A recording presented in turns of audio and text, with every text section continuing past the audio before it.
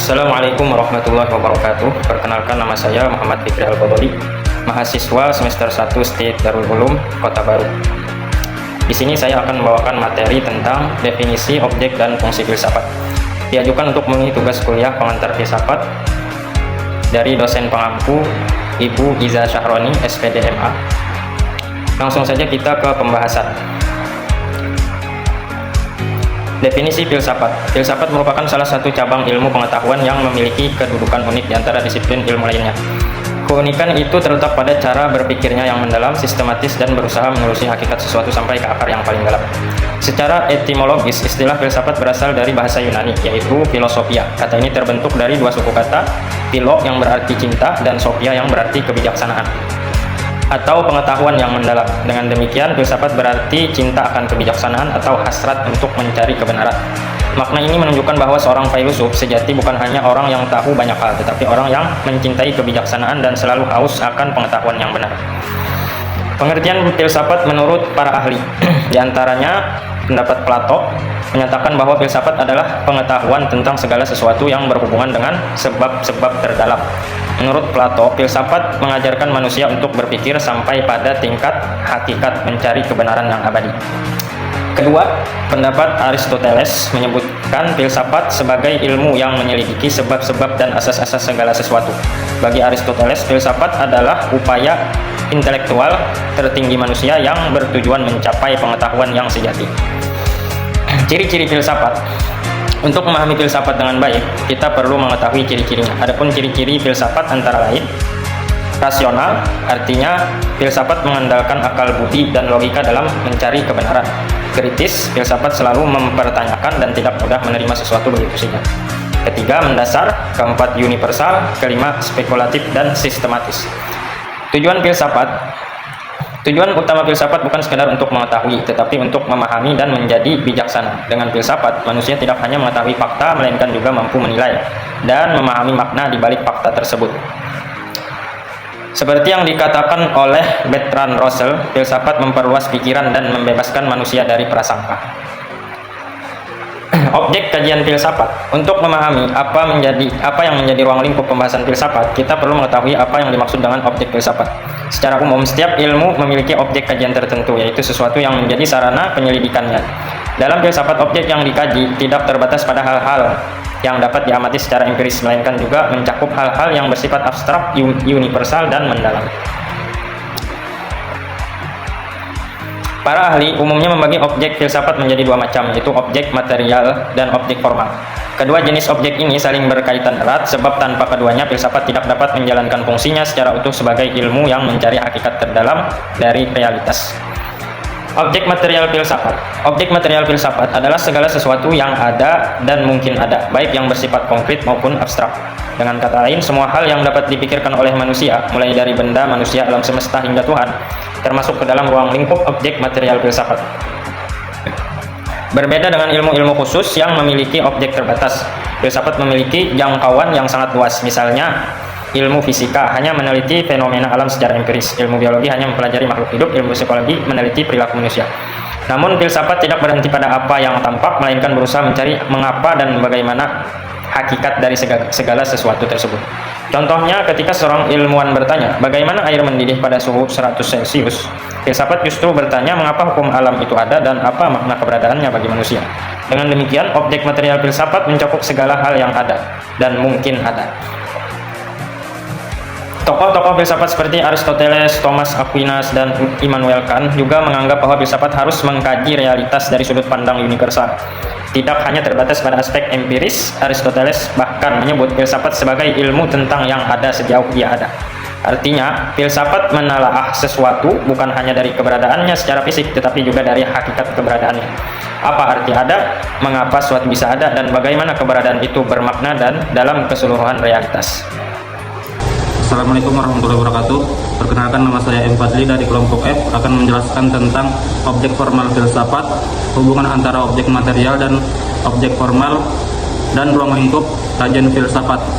Yang pertama, penjelasan objek formal filsafat. Secara singkat, objek formal filsafat adalah cara atau pendekatan yang membedakan filsafat dari ilmu pengetahuan atau disiplin ilmu lainnya. Yang pertama, objek material. Ini adalah apa yang dipelajari. Bagi filsafat, objek materialnya sangat luas, meliputi segala sesuatu yang ada, Tuhan, alam, dan manusia. Yang kedua, objek formal. Ini adalah bagaimana objek material itu dipelajari. Dalam filsafat, objek formalnya adalah mencari tahu hakikat atau esensi dari segala sesuatu, serta mencari sebab-sebab terdalam dan terakhirnya. Filsafat tidak hanya mempelajari fenomena, tetapi mempertanyakan hakikat, apa esensi terdalam dari suatu hal, misalnya apa hakikat kebenaran, bukan hanya contoh-contoh kebenaran. Yang kedua, sebab terakhir, mengapa sesuatu itu ada dan bukan tiada, mencari prinsip-prinsip yang paling mendasar dan tidak dapat direduksi lagi. Inilah yang membuat filsafat berbeda. Ilmu pengetahuan misalnya fisika memiliki objek material yang terbatas, alam semesta fisik, dan objek formal yang terbatas mempelajari sebab-sebab sekunder atau terdekat melalui metode empiris. Yang kedua, hubungan antara objek material dan objek formal. Yang pertama, objek material menjadi apa yang dikaji, sedangkan objek formal menentukan bagaimana mengkajinya. Keduanya tidak bisa dipisahkan. Sebuah ilmu harus menentukan benda kajian, material, dan cara pandang atau formalnya. Yang kedua, satu objek material dapat dikaji oleh banyak ilmu berbeda. Karena berbeda sudut pandang atau objek formal, satu objek material bisa menghasilkan banyak cabang ilmu. Contoh, manusia sebagai objek material. Psikologi dilihat dari aspek psikis, sedangkan sosiologi dilihat dari aspek hubungan sosial. Pendidikan dilihat sebagai makhluk yang belajar, sedangkan biologi dilihat sebagai organisme hidup. Objek formal setiap ilmu membedakan satu ilmu dengan ilmu lainnya, meskipun objek materialnya sama. Yang ketiga, objek formal menentukan identitas suatu ilmu. Tanpa objek formal, suatu kajian belum dapat disebut sebagai disiplin ilmu tertentu. Kesimpulan singkat, objek material yaitu apa yang dikaji, sedangkan objek formal yaitu bagaimana cara mengkajinya. Hubungan keduanya, objek formal memberikan sudut pandang tertentu terhadap objek material sehingga menghasilkan suatu ilmu yang spesifik. Yang ketiga, ruang lingkup kajian filsafat yang umum dibahas dalam ilmu filsafat. Yang pertama, ontologi atau metafisika, kajian tentang apa yang ada. Ontologi membahas hakikat segala sesuatu yang ada, meliputi hakikat keberadaan atau being, realitas atau apa yang nyata dan apa yang tidak, hubungan antara jiwa dan tubuh, dan hakikat manusia, alam, dan Tuhan. Contoh pertanyaan ontologis, apakah realitas itu bersifat materi atau non-materi? Yang kedua, epistemologi, yaitu kajian tentang pengetahuan. Epistemologi membahas apa itu pengetahuan, sumber pengetahuan, indera, akal, intuisi, cara memperoleh pengetahuan, batas-batas pengetahuan, kebenaran dan pembenaran. Contoh pertanyaan epistemologis, bagaimana kita mengetahui bahwa sesuatu itu benar? Yang ketiga, aksiologi atau kajian tentang nilai. Aksiologi membahas nilai-nilai sebagai pedoman hidup manusia. Terdiri dari 3 cabang besar. Yang A, etika atau moral filosofi, mengkaji nilai baik dan buruk, benar dan salah dalam tindakan manusia. Pertanyaan, tindakan apakah yang seharusnya saya lakukan? Yang B, estetika atau philosophy of art, mengkaji nilai keindahan, seni, dan pengalaman estetis. Pertanyaannya, apa itu keindahan? Yang C, filsafat sosial dan politik, mengkaji keadilan, negara, hukum, hak, dan masyarakat. Yang keempat, logika atau kajian tentang penalaran yang benar. Beberapa literatur memasukkan logika ke dalam cabang filsafat tersendiri. Logika membahas aturan berpikir yang benar, cara menarik kesimpulan yang valid, falasi atau kesalahan berpikir. Pertanyaannya, bagaimana cara menyusun argumen yang benar? Yang kelima, filsafat manusia atau antropologi filsafat, membahas hakikat manusia, akal, kehendak, dan perasaan, tujuan hidup manusia, manusia sebagai makhluk hidup, individu, dan sosial, hubungan manusia dengan Tuhan dan alam. Yang keenam, filsafat ketuhanan atau teologi filsafat, mengkaji keberadaan Tuhan, sifat-sifat Tuhan, hubungan antara Tuhan dan ciptaannya. Yang ketujuh, filsafat alam atau kosmologi, mengkaji hakikat alam semesta, struktur, hukum, dan proses yang mengatur alam, asal-usul kosmos. Yang kedelapan, yang terakhir, filsafat ilmu, mengkaji dasar-dasar metode ilmiah, yaitu karakteristik ilmu, metode penelitian, batas-batas ilmu, etika dalam pengembangan ilmu.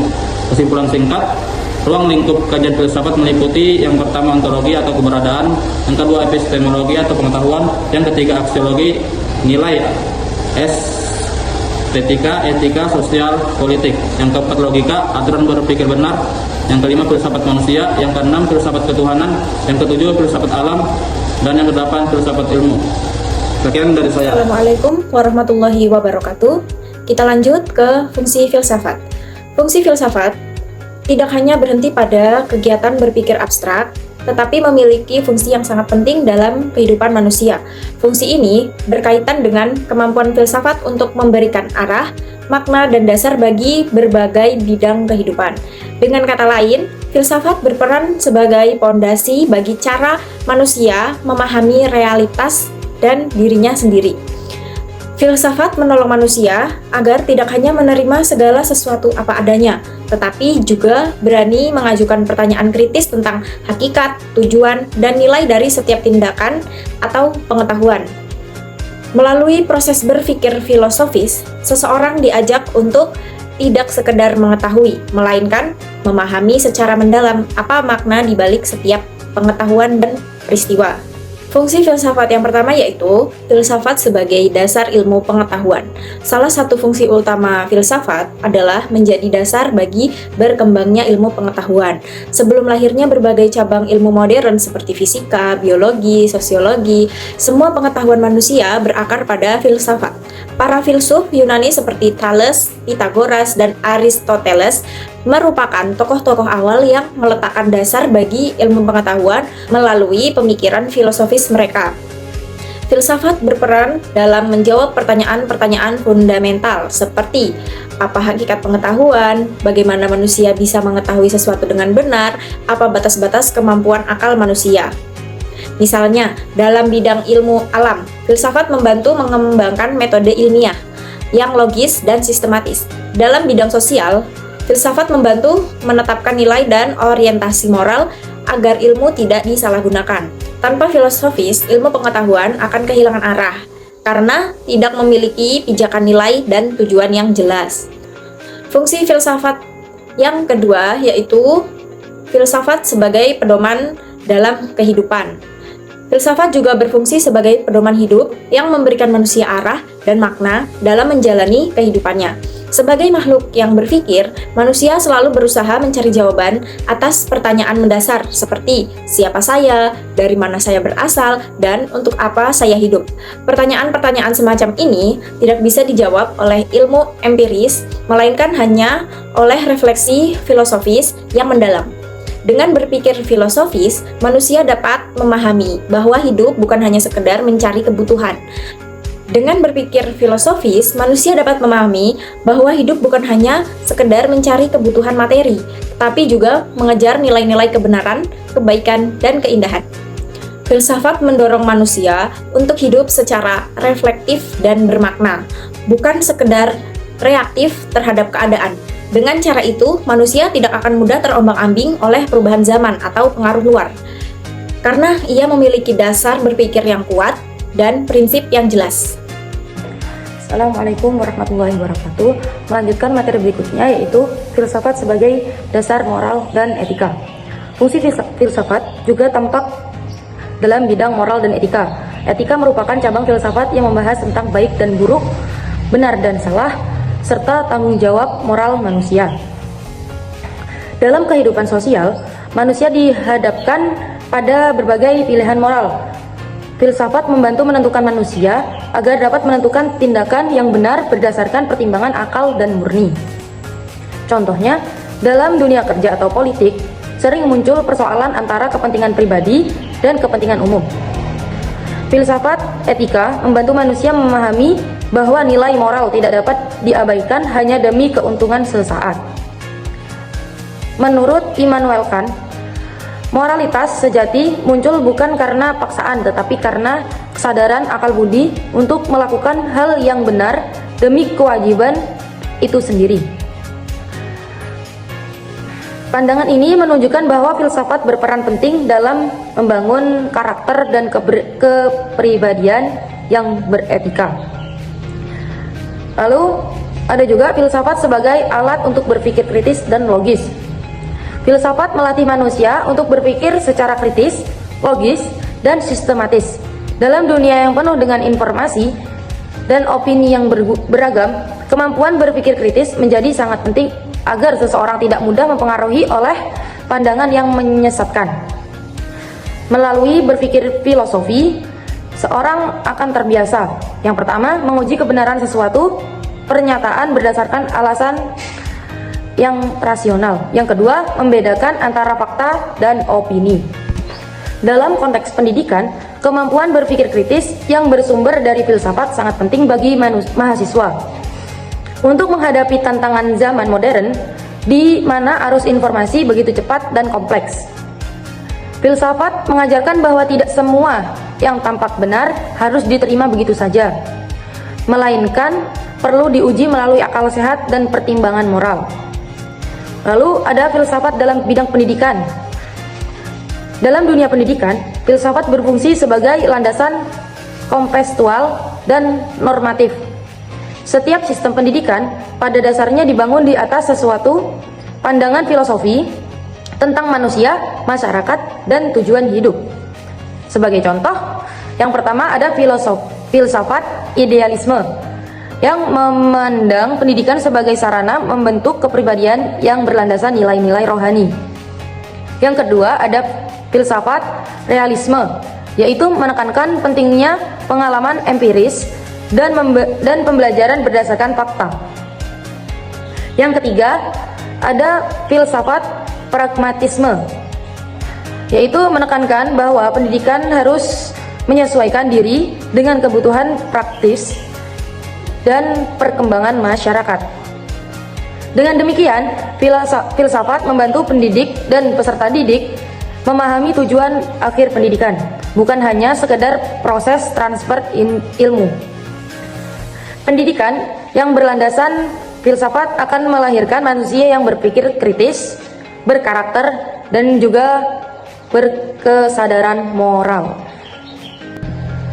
Sekian dari saya. Wassalamualaikum warahmatullahi wabarakatuh.